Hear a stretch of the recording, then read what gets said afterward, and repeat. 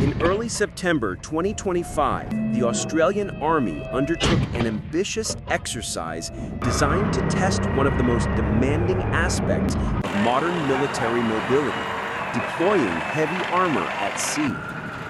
Over 2 days in Townsville, Queensland, the Army's newly acquired M1A2 SEPV3 Abrams main battle tanks, together with a range of engineering support vehicles, were loaded and tested aboard Royal Australian Navy vessels to evaluate how effectively they could be integrated into amphibious operations. The event marked the first time that these platforms, central to the nation's modernization program, were put through such a rigorous maritime assessment. It also underscored Australia's determination to create a force capable of projecting power across the Indo-Pacific region. The acquisition of 75 Abrams tanks under Project Land 907 Phase 2 has been one of the most high-profile defense procurements in recent years. For Canberra, the arrival of these vehicles represents a decisive upgrade to its armored formations, combining firepower, protection, and digital capabilities far beyond what earlier platforms could offer. Yet, simply owning cutting-edge machines is not enough. The challenge lies in ensuring that they can be deployed rapidly and reliably to the locations where they might be needed most. In an era when the Australian Defence Force increasingly emphasizes joint force operations, the ability to load and move such vehicles from naval platforms is critical to operational success. The exercise at Townsville was designed with this goal in mind. Soldiers, engineers, and naval personnel work together to practice embarking and disembarking the heavy vehicles onto and from Navy landing craft and amphibious ships. For the Abrams, which weighs more than 73 tons, this was a particularly significant test. Ship stability, ramp angles, and deck stress points all had to be carefully monitored to ensure safety during loading operations. While the tank itself is a formidable weapon on land, its size and weight introduce unique complexities when it must be moved over water. The Australian Army and Navy needed to confirm that their vessels and procedures could handle these demands without compromising readiness. In addition to the tanks, the trials involved specialized support equipment acquired through the same U.S. Foreign Military Sales Package. The M150 Assault Breacher Vehicle, the M1074 Joint Assault Bridge, and the M88A2 Hercules Recovery Vehicle each play a vital role in enabling armored units to overcome obstacles, bridge gaps, and recover disabled machines in the field. Bringing these into maritime operations is equally important, since deploying tanks without the means to sustain or support them limits their utility. The Townsville exercise therefore provided a comprehensive picture of how Australia's heavy armor package as a whole could function in joint amphibious operations. Observers noted that most systems performed within expectations, but not without challenges. The Joint Assault Bridge and Assault Breacher, for instance, demanded more time and precision in handling due to their length and complex configurations. Issues such as ramp compatibility, securing mechanisms, and embarkation timelines had to be reconsidered in light of these difficulties. Although none of these problems proved insurmountable, they highlighted the importance of refining procedures to ensure that armored forces can be deployed quickly, even under less than ideal sea conditions. In future operations, delays in loading could become a serious vulnerability, making it crucial that both Army and Navy personnel perfect their methods. Now, from a technical perspective, the M1A2 SEPV3 Abrams brings substantial improvements over its predecessors. Enhanced armor protection, advanced power generation, and modern digital systems make it far more survivable and effective in high-intensity combat. Yet those very strengths amplify the logistical hurdles. A 73-ton tank cannot simply be rolled onto a landing craft without extensive planning, and its safe deployment requires precise coordination across multiple teams.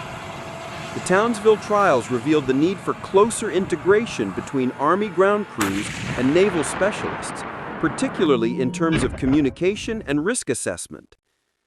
Differing interpretations of acceptable safety margins under changing sea states became apparent, underscoring the necessity of joint training to harmonize procedures. For Australia's defense planners, the exercise carried meaning beyond immediate technical adjustments. It represented an important signal of the country's growing emphasis on expeditionary capability. The Indo-Pacific remains a region of increasing geopolitical tension, with contested sea lanes, potential flashpoints, and a constant need for rapid crisis response. Canberra recognizes that in such an environment, the ability to move heavy armor by sea is not optional but essential. Whether responding to a military confrontation, a regional instability, or even a humanitarian emergency, the Defense Force must be capable of placing robust ground forces ashore with speed and confidence. The integration of the Abrams tanks into amphibious doctrine brings Australia closer to that objective.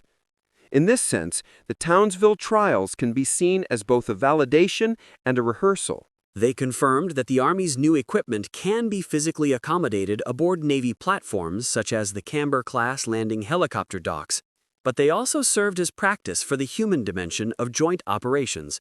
Soldiers and sailors alike confronted the practical realities of operating together under pressure, from aligning equipment on crowded decks to managing communication in noisy, high-risk environments. The lessons learned will feed directly into future exercises, with additional sea deployment drills already planned for early 2026. These next iterations will aim to stress the system further, introducing more difficult sea states and full combat offload scenarios to test the limits of readiness. The strategic implications of this development are significant. By proving that heavy armor can be deployed from naval vessels, Australia adds a powerful new dimension to its deterrence posture. Tanks like the M1A2 SCEPV-3 are not merely symbolic assets. They represent a capability to conduct sustained operations on hostile shores, to hold ground, and to influence events decisively once deployed. When paired with combat engineering vehicles that can clear obstacles, bridge terrain, and recover damaged assets, the armored force becomes a complete package capable of independent action. This gives Canberra the ability to respond flexibly to crises across the Indo-Pacific, from high-end warfare to stabilization missions and disaster relief, of course.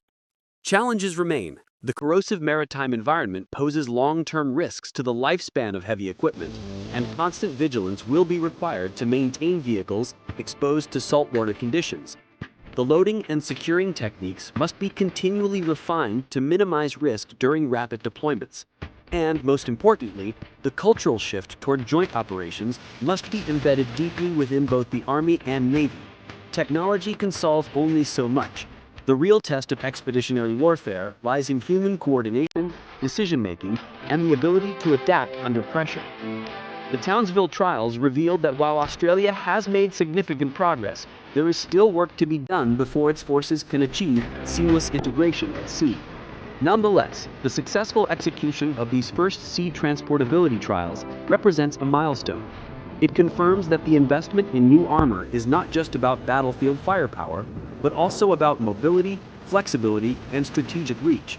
As future exercises build upon this foundation, Australia is steadily constructing a force designed for the realities of its regional environment.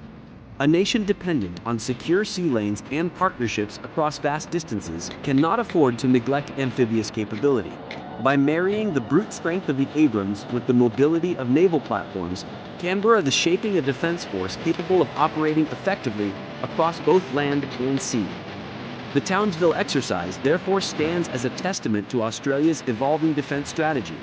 It is not merely a technical event or a symbolic milestone, but part of a larger vision of creating a joint, expeditionary, and responsive force ready for the unpredictable challenges of the Indo-Pacific.